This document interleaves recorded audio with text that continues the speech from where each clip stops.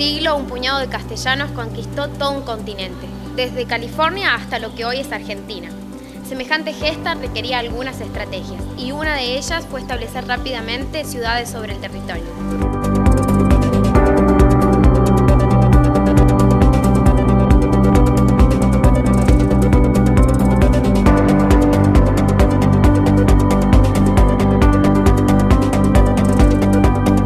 En 1553 se funda Santiago del Estero, siguiendo una traza similar a la del resto de las ciudades hispanoamericanas. Esta similitud formal, luego recogida en la famosa recopilación de las leyes de India, no es casual ni tampoco un producto original de América.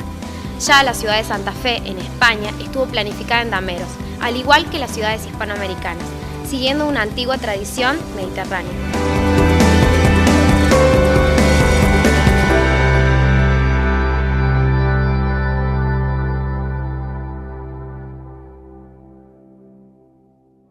Una ciudad debía ubicarse próximo a un río para aprovisionarse cotidianamente de agua, pero también como recurso defensivo frente a la eventual hostilidad de los naturales. El resto del perímetro se cerraba con un cerco defensivo, que a falta de piedra se materializaba con un enramado de árboles espinosos, como el vinal, que abunda en Santiago del Estero. En el caso que la ciudad fuese posteriormente trasladada, como la ciudad de Santa Fe junto al Paraná, no se procedía a una nueva fundación, sino a un mero traslado de la ya existente.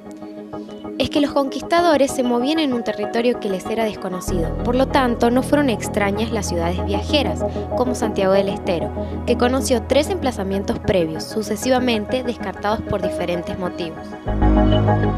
En una plaza central se plantaba el rollo de la justicia, representación de la autoridad del rey de Castilla y sobre el cual se aplicaba la pena de muerte a los reos condenados.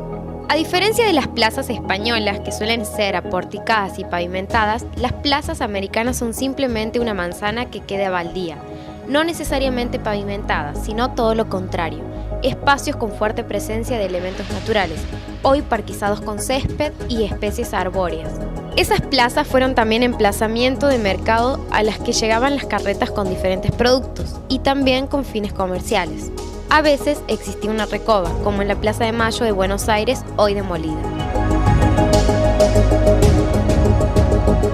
Con frente a esa plaza fundacional se emplazaban los edificios simbólicos y representativos. Uno de los principales fue el cabildo, ya que debía haber cabildo para que la población fuese considerada ciudad. Los miembros del cabildo se designaban de entre los pobladores aún antes de ser edificada la ciudad, y era en ese instante que adquiría existencia jurídica.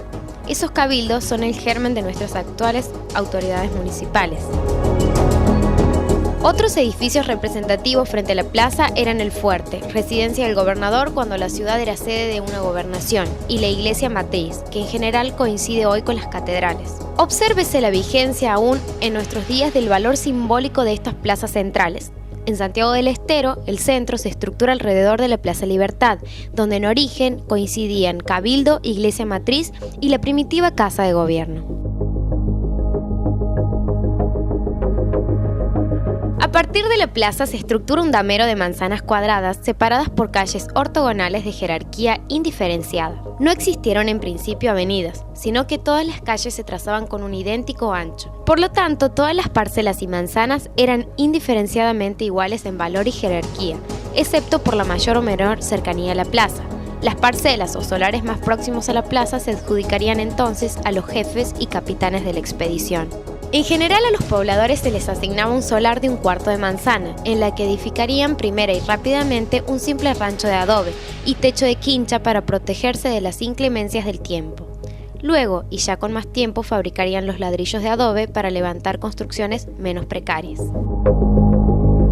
También se otorgaban solares a las órdenes religiosas, jesuitas, dominicos, franciscanos, cuestión fundamental porque el Papa Alejandro VI había adjudicado estos reinos de Indias a la corona de Castilla, a condición de que sus habitantes fuesen evangelizados. A diferencia del viejo mundo, las iglesias americanas no se orientan hacia Tierra Santa, sino al naciente, quizás por un sincretismo indígena.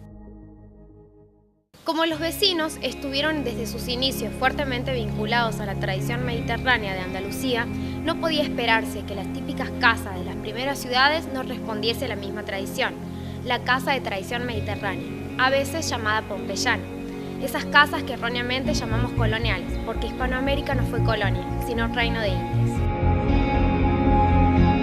Estas casas se caracterizan por disponer sus ambientes de uso social a la calle y los ambientes de uso privado, los dormitorios, ordenados perimetralmente alrededor de un primer patio, en cuyo centro se emplaza el típico aljibe que recoge el agua de los techos de tejas, también mal llamados coloniales. Las habitaciones se abren, iluminan y ventilan a través de las puertas que abren a una galería corrida, transición que comunica con el patio. Un segundo patio sirve a los ambientes de servicio, cocina, alojamiento de los esclavos y un tercer patio o fondo de las viviendas que alojaba una pequeña huerta o frutales, talleres domésticos, letrinas, depósitos u otros locales secundarios, incluyendo el pozo de la basura, porque obviamente en estos tiempos no existía la recolección domiciliaria de residuos. Estos pozos hoy brindan interesante información a los arqueólogos urbanos.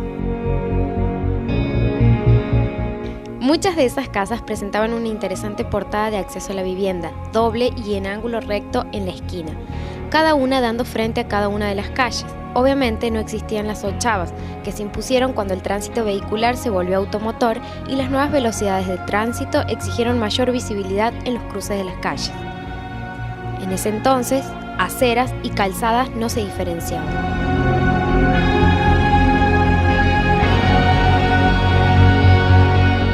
El frente de las viviendas, conforme el parcelamiento de las manzanas, resultaba de 17,32 metros. En algún momento, las viviendas resultaban demasiado grandes y comienzan a dividirse en el medio, dando lugar a la típica casa chorizo, simétrica con su lindera, de 8,66 metros de frente, convirtiéndose en toda una tipología. En Santiago del Estero, lamentablemente, sucesivos terremotos e inundaciones dejaron poco o ningún rastro de la arquitectura de estos primeros años de la ciudad. La vivienda del periodo posterior a la organización nacional, a mediados del siglo XIX y proyectándose sobre la primera mitad del siglo XX, produce una arquitectura tan ecléctica como el origen de la población inmigrante, reemplazando las severas fachadas despojadas del periodo hispánico. Las casas son adornadas con fachadas de líneas afrancesadas o italianizantes, y la arquitectura oficial recurre a los neos, neocolonial, neogótico, neoclásico. Este periodo encontrará su fin con el advenimiento de las corrientes de la arquitectura moderna.